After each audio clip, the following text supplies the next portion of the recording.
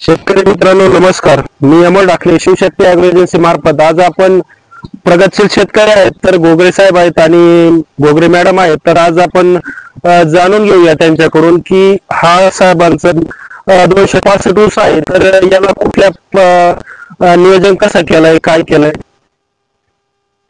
नमस्कार. आम्ही 265 हा ऊस बेने प्लॉट लावला.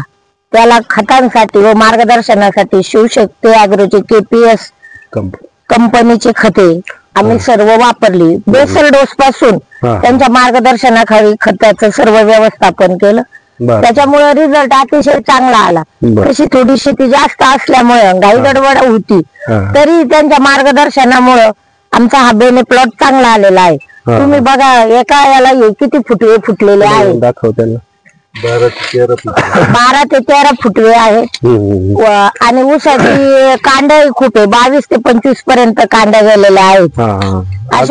तर आपले जे मुळे आहेत तर हे तुमच्याकडे किती दिवसाला व्हिजिटला येतात सरासरी? ते 1 महिन्यातून एकदा येतात व्हिजिटला किंवा मग मध्यंतरी 2 महिन्यात ना असं. काय सांगताय बा तुम्ही आता जे माग ट्रीटमेंट रासायनिक वगैरे जे पूर्वी आम्ही जे खत वापरत होतो ते आपलं म्हणजे धोपट पद्धतीने जे इथून मागं वापरायचं तशा पद्धतीने वापरवायचा.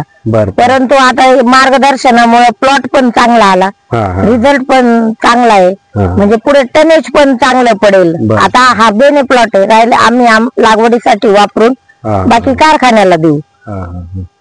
म्हणजे रिझल्ट तुम्हाला समाधानकारक आहे? हो. तर ज्यावेळेस ट्रीटमेंट आपण स्टार्ट केली त्यामध्ये KPS industry India private limited जे टोटली बेसल डोस दिलाय त्यामध्ये शक्तिगोळा असेल, त्याचबरोबर सुपर लिंब असेल, वंडर ग्रो असेल, बोनी पॉवर असेल, सम्राट स्पेशल असेल, तर टोटली बेसल डोस वापरलेला आहे. आज सरी डोस पासून ट्रीटमेंट चालू केलेली आहे. तर आज समोर आपल्या प्लॉट आहे. तर काय वाटतं तुम्हाला एकंदरीत रिझल्ट वगैरे कसा वाटतो, काय वाटतंय? चांगला आहे, समाधानकारक. म्हणजे मी तुम्हाला सांगते खूप सारे आता ॲग्रो कंपन्या किंवा वेगवेगळे कंपन्यांचे लोक येतात की आमचं प्रॉडक्ट वापरा, असा रिझल्ट तसा रिझल्ट. परंतु आम्ही यांचं प्रॉडक्ट वापरलं. तुम्ही सुपरविजनही चांगलं केलं, मार्गदर्शनही चांगलं, वेळोवेळी येऊन सगळ्या गोष्टी सांगितल्या. फार आम्हाला धावपळ करावी लागली नाही आणि रिझल्ट एकदम चांगला समाधानकारक मिळाला. त्याच्यामुळे पुढील ज्या वेळेस आम्ही लागवड करू आता त्यावेळेस तुमचे खते आणि तुमचं मार्गदर्शन निश्चितच घेणार आहोत. बर. मुलाखत दिल्याबद्दल धन्यवाद. नमस्कार. एक फोटो घ्या.